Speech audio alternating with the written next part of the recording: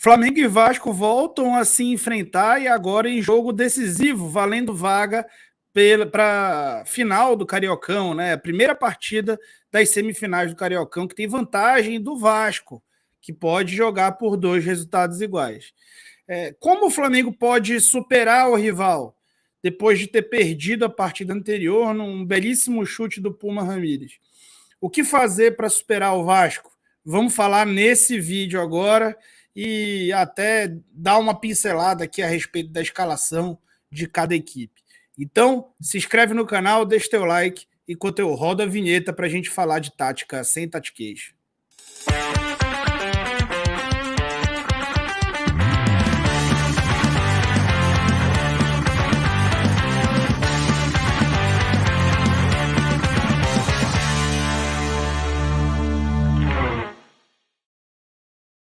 Queria fazer o convite a você que curte meu trabalho a se tornar membro do canal. Membros do canal pagam R$5 por mês, ou pode pagar mais também, se você quiser contribuir mais com o meu trabalho, depende do quanto você deseja contribuir. Tem 3 sugestões de valores, todos têm o mesmo benefício, e o benefício é fazer parte do canal de Telegram, onde eu faço os comentários táticos de todos os jogos do Flamengo.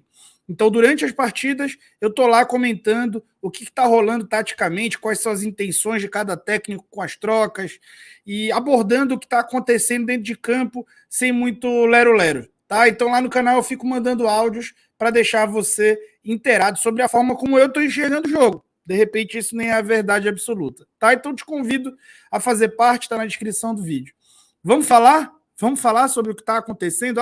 Se inscreve no canal aí. Vamos bater 21K hoje, né? Tá perto, vamos bater.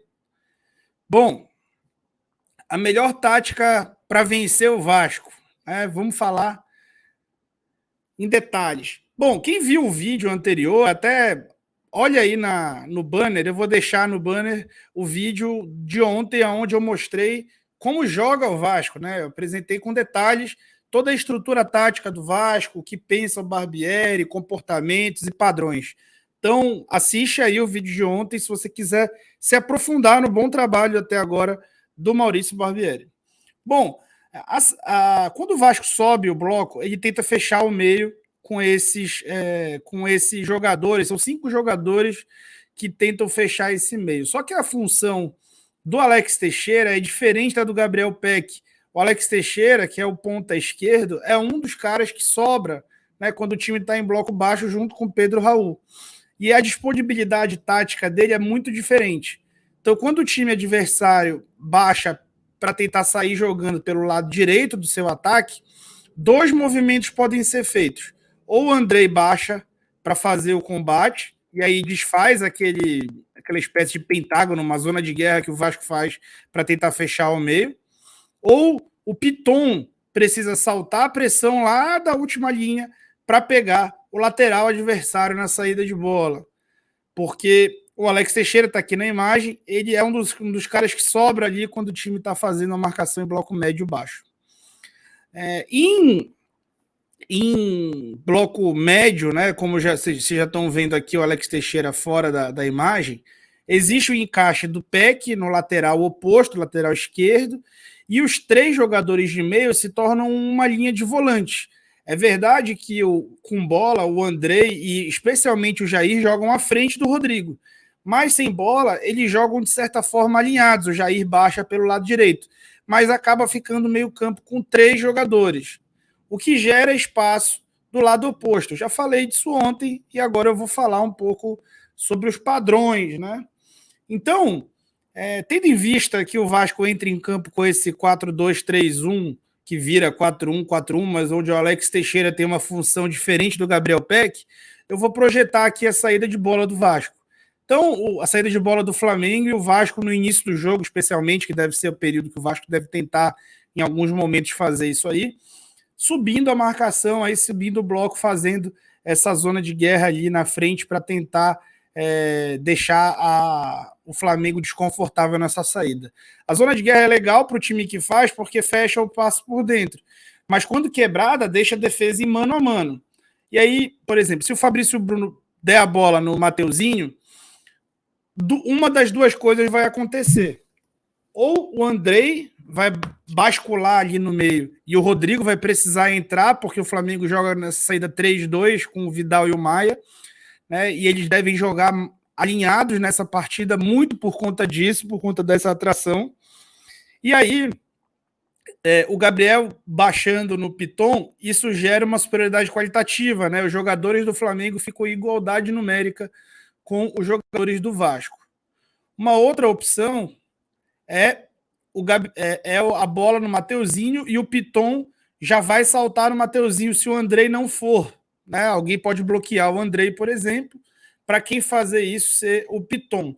Se o Piton baixar, abrem-se as diagonais aí, os jogadores do Flamengo ficam em mano a mano com a última linha, e facão é o que o Gabigol faz de melhor, isso pode deixar ele muito confortável para fazer esses movimentos na costa do Piton e tentar superar aí a última linha do Vasco nesse facão dele, que ele é muito inteligente fazendo isso, é a grande característica do Gabigol.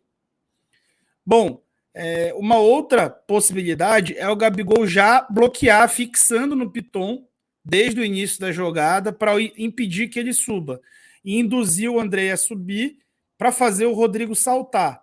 O Pedro segurando os dois zagueiros gera o homem livre, o Arrascaeta centralizando passa a ser o homem livre entre as duas linhas.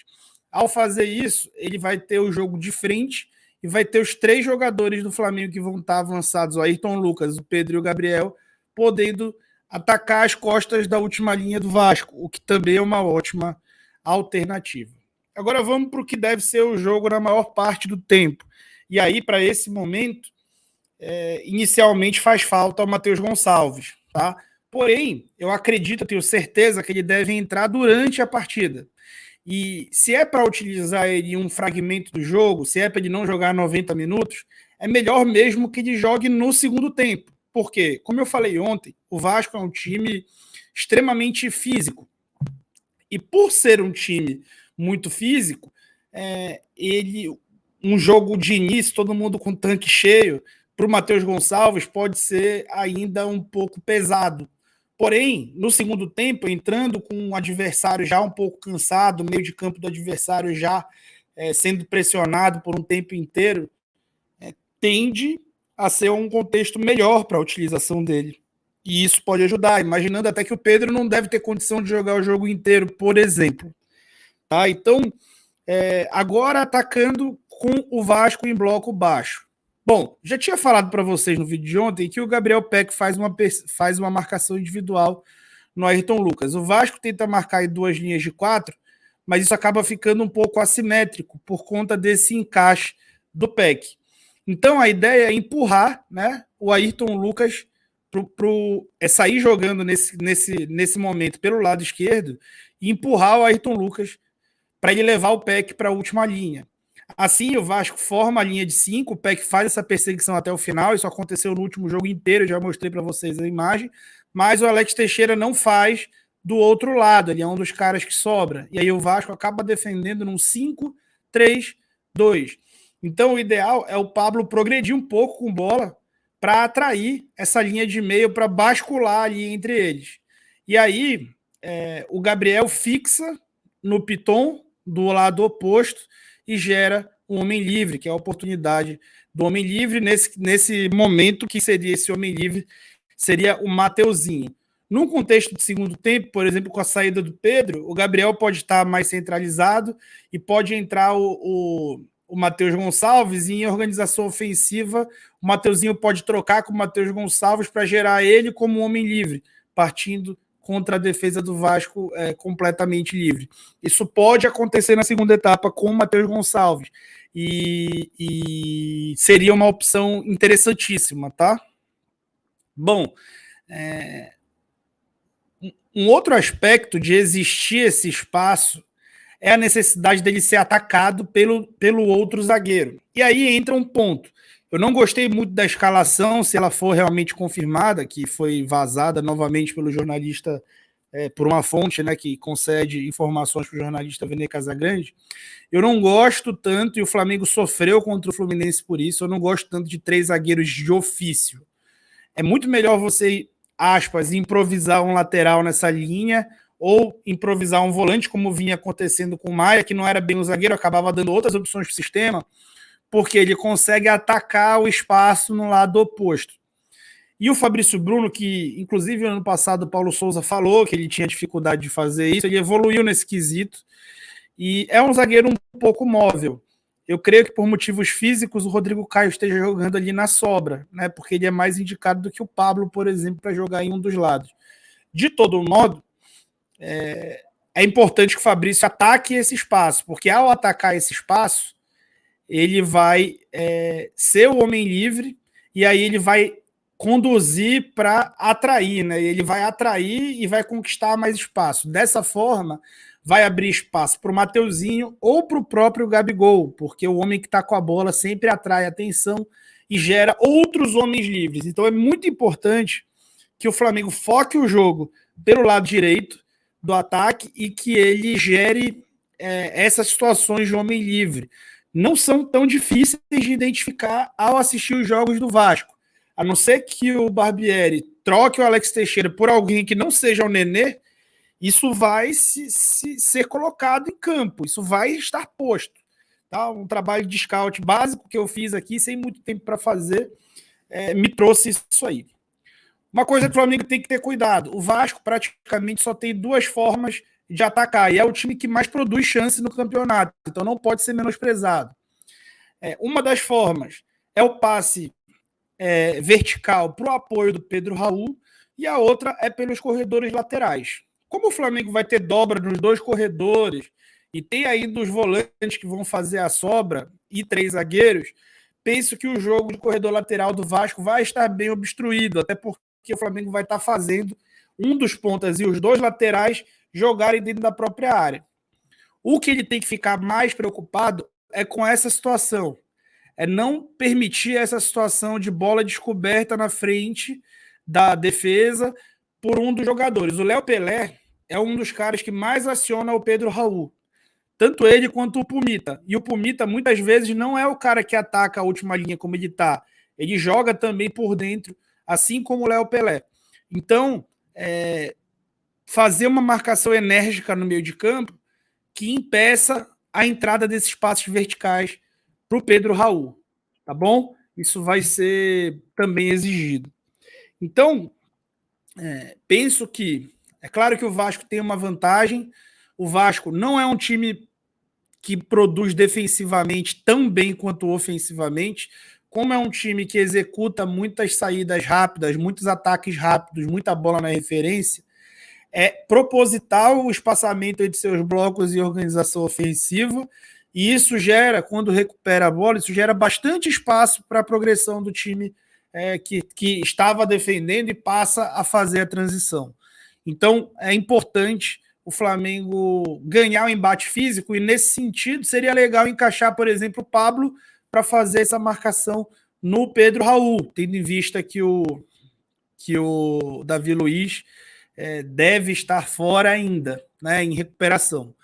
Mas a gente vai acompanhar. Vamos ver se essa escalação se confirma com relação a Matheus Gonçalves no banco. Claro que ele poderia ser titular, é jogo sim para aproveitá-lo, mas eu acho que o contexto de utilização dele na segunda etapa, estando posta essa análise, também é bom, e o Flamengo precisa do Gabigol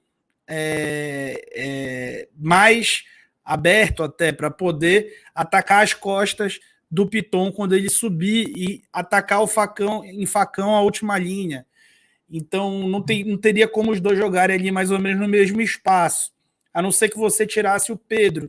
Mas tirar o Pedro talvez deixasse o time um pouco vulnerável para quando fosse marcado alto não poder encaixar uma bola na referência, o que também é importante. E o Pedro é muito bom nisso.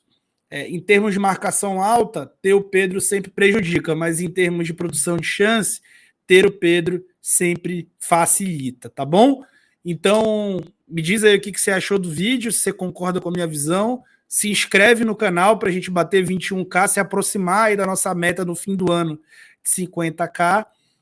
Deixa o teu like para mais gente ter acesso a essa análise. Esse tipo de vídeo só dura praticamente 12 horas até de quando é postado até a hora do jogo. Então, conto aí com a tua audiência para a gente poder crescer esse canal, tá bom? Boa sorte aí pro time que você tá torcendo e eu fui.